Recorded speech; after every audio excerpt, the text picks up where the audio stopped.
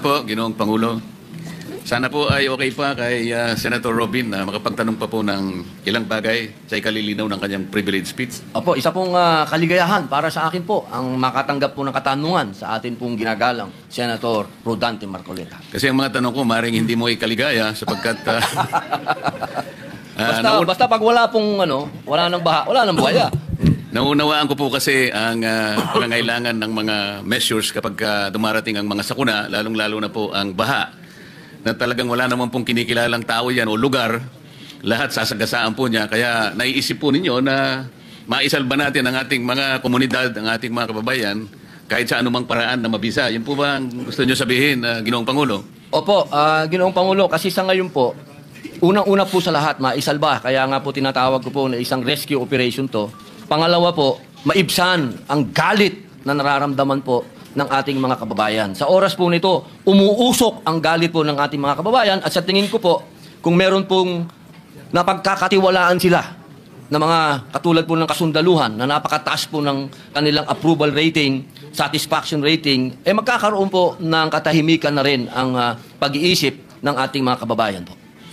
Tama po yung binanggit ninyo, Ginoong Pangulo, ngunit alam din naman po natin na kahit ano pong mga temporary measures ang pwede nating gawin para lang ma-alleviate natin yung suffering ng ating mga kababayan, ang tawag nga po nila dyan ay mga palliatives o mga cosmetic measures at kung tawagin ay mga band-aid solutions. Pinakamabuti po kasi na talagang yung pinakaugat ng lahat ng ito kung bakit tayo bumaha ng ganito. At hindi nga natin masyadong makita pa kung gaano ang lawak talaga nito sapagkat nagsisimula pa lang nating tingnan talaga kung gaano talaga karami ang mga dispalinghadong mga flood control projects, kung bakit bigla na lang rumagasa ang tubig sa ating mga kanayunan, mga komunidad. At talagang nakita natin lahat ng mga flood control projects na ipundar ng ating pamahalaan ay talagang ultimong nawasak at parang sinagasaan lahat. Ang tinutukoy ko pong ugat, Ginoong Pangulo, ay yung malawakan at malalim na korupsyon na nangyayari at namamayani na po sa ating pamahalaan.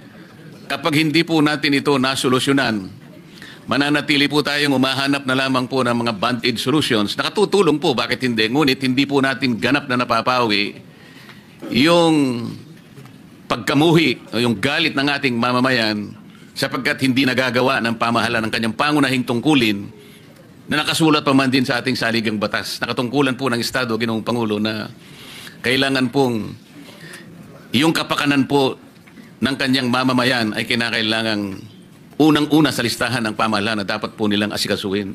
Tama po ba yun, Ginoong Pangulo? Tama po, naniniwala po tayo dyan.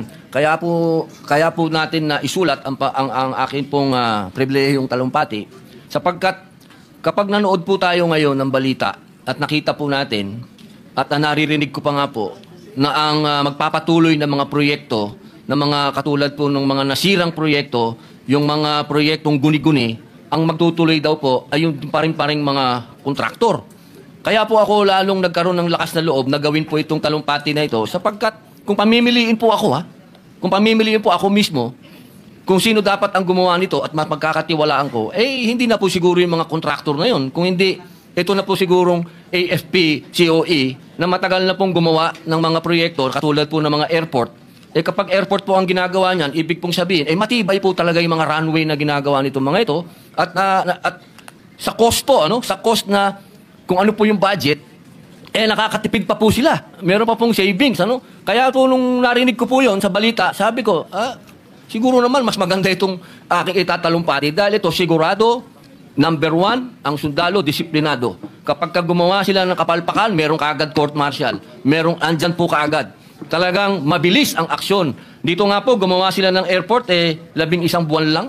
Kaya po naniniwala po ako, Ginoong Tagapangulo, na ito pong ating talumpati na ito, kapag ito po'y naisakatuparan, magiging, po ito? Pundasyon. Pundasyon po ito. Pwedeng sundan ng mga kontraktor sa darating na panahon kapag nagawa na po nila. Ito naman pong ating panukala, ito pong ating sinasuggest ngayon, hindi po ito pang matagalan. Ngayon lamang po ito, habang naggagawa po ng investigasyon, habang naggagawa po ng paglilinis, kailangan pong may umaksyon na kagad na mapagkakatiwalaan at sigurado pong matibay ang kanilang gagawin. Salamat po sa inyong sagot. Ngunit ay nakala ko rin na kahit gaano kagaling, kahit gaano kaseryoso, gaano man katapat ang pwede nating gamitin ng mga tao na pansamantalang makatutulong sa ating mga pangunahing suliranin na inaharap ng ating bansa ngayon, talagang kailangan pa rin na mailatag natin ang isang sistema na kung saan ay malinis natin ang korupsyon sa ating bansa. Kasi kahit ano pong kahit sinong tao, kahit anong korporasyon ang gamitin natin, kahit anong grupo ng tao ang gamitin natin, kapag ka ang sistema po ay hindi tama, ay palaging babalik-balik din tayo doon sa mga paggawa na talagang hindi naman katanggap-tanggap sa ating mga kababayan. Kaya po siguro napansin ninyo, Ginoong Pangulo, sa una pa lamang na pagsisikap natin na ayos ang sistema natin at kahit papano'y ma-address natin ang corruption, naging tuntunin po natin nung tayo po ay nanguna sa Blue Ribbon Committee na hindi lamang po yung maliliit na tao ang dapat nating matukoy. Dapat sana, pati na po yung malalaki. Huwag nating katakutan kung gaano man sila kalaki. Kaya po, kung mapapansin niyo, Ginoong Pangulo, yung nauna nating direksyon ay, kung baga, tayo'y namimingwit ng isda eh. Opo. Sa pamimingwit ng isda, Ginoong Pangulo, gagamit po tayo ng pain. Isang maliit na bagay o isang maliit na isda rin para sa ganoon makahuli tayo ng mas malaking isda. Tama po. Yun lamang po ang paraan kasi.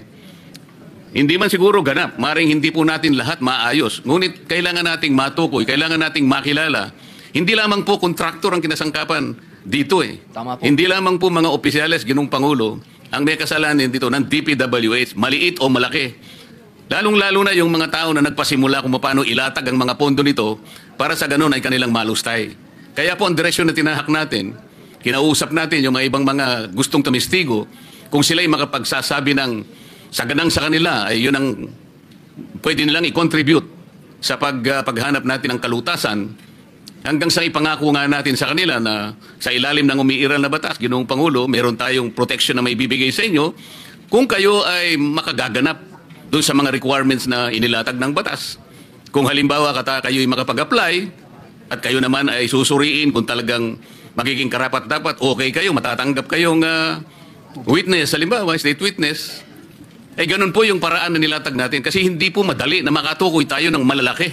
Yung malalaking isda na lalong-lalo na yung pasimuno, yung pinaka-mastermind po kung bakit naging ganito ang kinahinatnan po ng mga proyekto na dapat sana naging protection po ng ating mamamayan. Napansin po ba ninyo yung ganong direksyon na Ginoong Pangulo? Opo. Ako po'y kasama po ninyo sa direksyon na yon sapagkat naniniwala po ako na dito sa pangyayaring ito, marami po talagang, ito, sindikato po ito eh. At yung direksyon po ninyo, talagang malaman natin kung ano yung nangyaring sindikato. Salamat po. At sana po ay yan din ang maging direksyon natin. Wala po tayong sisinuhin kung saan makapunta, kung sino po ang hahanapin ng ebidensyang ituturo. Huwag po tayong mangini, huwag tayong matakot.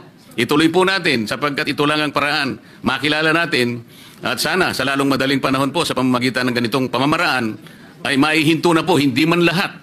Ngunit sana yung karamihan po ng ganitong gawain, maihinto po para sa ganon, makinabang naman po ang ating bansa. Sang-ayon po ba kayo sa ganon, Ginoong Pangulo?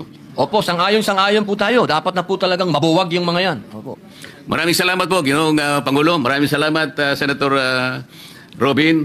At palagay ko, idol na rin kita ngayon. Salamat po.